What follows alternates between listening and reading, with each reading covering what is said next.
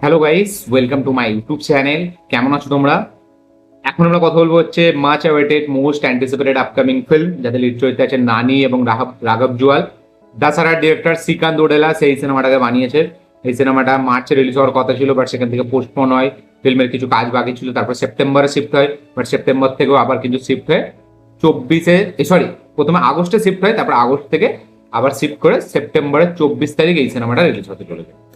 এই সিনেমার টিজার আজকে ছাড়ার কথা ছিল, টিজারটা ঠিক টাইমে চলেও এসছে। আমি লাইভ রিয়াকশন দিয়েছি, আমার হিন্দি চ্যানেলে আছে। টিজারটা আমি দুবার দেখেছি।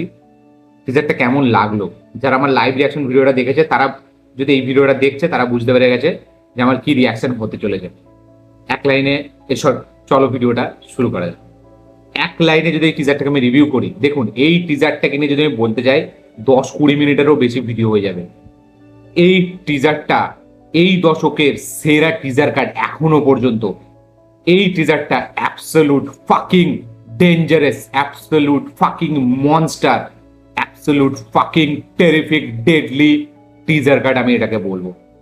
ভাই টিজারটা যে ডিজাইনিং, টিজারটা যা করেছে, আমি সত্যি বলছি অ্যানিমাল মার্কো কিল ভুলে যাবেন আপনারা। লিটারালি এই টিজারটা দেখার পর দিয়ে ভুলে যাবেন। এবং নানির ডেডিকেশন এই ফিল্মটায়, আপনার লিটারালি নানিকে দেখে না ভয় লেগে যাবে, আপনার রাতের নাইট মেয়ার হয়ে যাবে নানি। রাঘব জুয়াল, আপনার মুখটা দেখলে না, মানে রাঘব জুয়ালকে দেখলে আপনার লিটারালি আতঙ্ক লাগবে যে সারা এই লোকটা কি করতে চলেছে এই ফিল্মটায়। ভাই এই টিজারটা এতটা ভয়ঙ্কর, এতটা ডেঞ্জারাস, এবং টিজারের এডিটিং স্টাইল, মানে আমি জানি না, আমার কাছে কোনো শব্দ নেই, আমি কি বলবো। টিজারটাকে যে লেভেলে এডিট করেছে না, স্টার্টিং যেভাবে হচ্ছে, নানির ভয়েস ওভার দিয়ে নানির ডায়লগ, সেগুলোকে যেভাবে টিজারে ইউজ করেছে, যেভাবে কেটেছে, যেভাবে একটা মিউজিকের মতো সিং করেছে ভয়েসটাকে নানির, এবং নানি যেভাবে ডায়লগগুলো বলছে, আপনি দেখে ভাববেন সালা কি দেখছি আমি। এবং যে ব্লাড বাথ, যে গোর ভাইলেন্স, যে অ্যাকশন, মানে এক একটা সিকোয়েন্সের যা ইম্প্যাক্ট, লিটারালি আপনাকে আতঙ্ক লেগে যাবে দেখলে, আপনি ভয় লেগে যাবে টিজারটা দেখলে। আমি গায়ে কাঁটা দিচ্ছি, আমি সত্যি বলছি। আমি দুবার টিজারটাকে দেখেছি লাইভ রিয়াকশনে, দুবার আমার পুরো টিজারটা চলাকালীন আমার গায়ে কাঁটা দিচ্ছিল, এবং আমি এতটা ভয় পেয়ে গেছি টিজারটাকে দেখে। আমি ভাবছি মানে এই যে আমরা ভাইলেন্স, ব্লাড বাথ, গোর ভাইলেন্স এতদিন করছিলাম, নানি যে এটাকে কতটা সিরিয়াসলি নিয়েছে এবং কিভাবে সেটাকে প্রেজেন্ট করতে চলেছে তার ডিরেক্টরের মাধ্যম দিয়ে, শ্রীকান্ত ওডেলার মাধ্যম দিয়ে, জাস্ট আপনি দেখে না, আপনি জাস্ট চোখ কপালে উঠে যাবে, সালা কি বানিয়ে ফেলেছে এরা। এই সিনেমাটা যা করতে চলেছে, তেলুগু ইন্ডাস্ট্রিকে পুরো চেঞ্জ করে দিতে চলেছে। মানে ভাই আলাদা আলাদা, মানে এই সিনেমাটাকে নিয়ে যা কথা হবে যখন রিলিজ হবে, এবং এই সিনেমাটা থিয়েটারের লোক দেখতে পারবে না, ভয় লেগে যাবে। আমি লিটারালি বলে দিচ্ছি, অ্যানিম্যাল মার্কোকে আপনারা ভুলে যেতে চলেছেন। এই টিজারের যা, মানে যেভাবে পুরো টিজারটাকে ডিজাইন করেছেন, আমি টিজারটা ভালো খারাপ পরে যে এডিটিং স্টাইল, ডিজাইনিং এবং পারফরমেন্স টিজারটার মধ্যে নানি, রাঘব জুয়ালের, ভাই অন্যই লেভেলের পিক টিজার কাট এটাকে আমি বলে দিতে চলেছি। আমি এই দশকের, এই বছরের সব থেকে আমার দেখা সেরা টিজার কাট হচ্ছে এইটা। অ্যাবসলিউট ব্যাঙ্গার আমি বলবো, মানে অন্যই রকম টিজার কাট হয়েছে ভাই। এই টিজার কাটের কাছে এই মুহূর্তে 2026-এর একটাও টিজার কাট নেই। সেটা সবাই আমরা বলতাম ধুরন্ধরের টিজার কাট দেখে আমরা উড়ে গেছি ট্রেলার থেকে। ভাই প্যারাডাইসের টিজার কাট আপনি দেখবেন, ধুরন্ধর সব ভুলে যাবেন, অ্যানিমেল ট্যানিমেল সব ভুলে যাবেন। ভাই কি লেভেলের করেছে টিজারটা, এবং নানি তার যে ডেডিকেশন এই ফিল্মটার জন্য, সে যে কি করেছে, মানে আপনি টিজারটাকে 20 বার 100 বার দেখে নিলেও আপনার মন ভরবে না, এবং লিটারালি আপনাকে আতঙ্কে রেখে দেবে, আপনার নাইট মেয়ার চলে আসবে এই টিজারটা দেখার সময়। এবং ভয়েসটাকে যেভাবে, সালা অনিরুদ্ধ, ভাই এই মানে এর কি করে ও, মিউজিকের সাথে কিভাবে সিং করেছে পুরো টিজারটাকে, এবং ওর মিউজিকটা কি করেছে।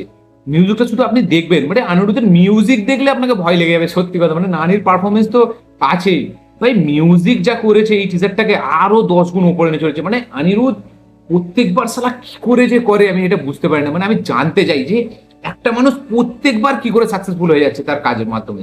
এবং এই টিজারটা যা মিউজিকটা যেভাবে এলিভেট করছে টিজারটাকে, আপনি দেখবেন আর চোখ কপালে উঠে যাবে, সালা ভাববে যে তেলেগু সিনেমা কি করেছে এবং নানি কি করেছে। ভয়ঙ্কর ভয়ঙ্কর, মানে আমি বলতে পারবো না। আমি টিজারটাকে নিয়ে যদি বলতে চাই এত লম্বা ভিডিও হয়ে যাবে।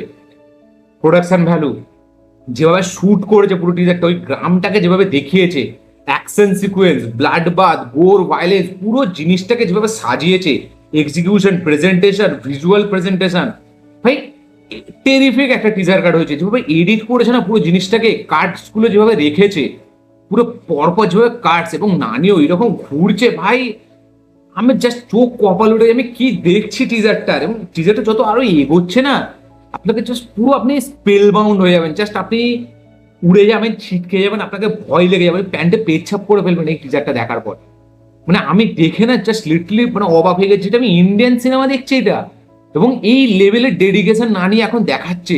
এবং সে বলছে সালা আমি হিট 3 থেকে যা করেছি সেটা তো জাস্ট 1% ছিল, আমি প্যারাডাইসে যা করবো সেটা 100% হবে। এবং বস উল্টো লেভেলের টিজার কাট করেছে, উল্টো লেভেলের। আমি বেশি ডিটেলিং এ যাবই না, সিনেমার ভেতরে বেশি ঢুকবই না। কায়ডুলোভারকে যা লাগছে, এত বিউটিফুল লাগছে, মানে অবাক করে দেবে আপনাকে দেখে। আমি টিজারটা দেখে খালি ভাবছি মানে কি করে বানালো শ্রীকান্ত হোটেলে এটা, এবং এই টিজারটা কি করতে চলেছে রেকর্ড, এই ফিল্মটা কি রেকর্ড বানাতে চলেছে। এই ফিল্মটা থিয়েটারে দেখতে পারবেন না, আপনাকে ভয় লেগে যাবে লিটারালি।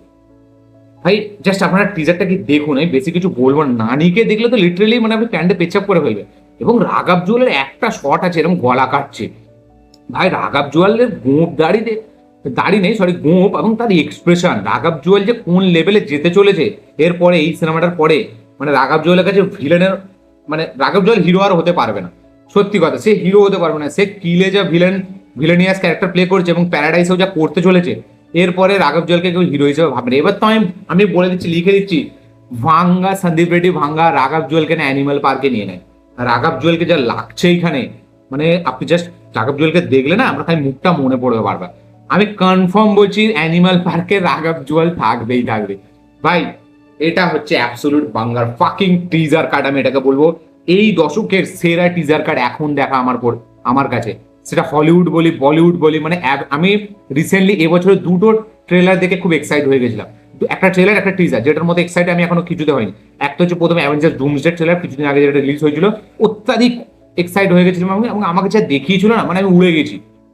তারপরে নানির প্যারাডাইসের টিজার, ভাই এইভাবে যে এই লেভেলে তারা ম্যাচ করে দেবে আমি ভাবতে পারিনি, এবং আমি এটা কল্পনার বাইরে যেটা দেখে ফেলেছি। আপনারা জাস্ট দেখুন, দেখে কমেন্ট করুন আপনার কি বক্তব্য, কি মতামত, কি রিয়াকশন। যারা আমার লাইভ রিয়াকশনটা দেখেনি অবশ্যই যান, লিঙ্ক ডেসক্রিপশনে আছে, গিয়ে চেক আউট করুন।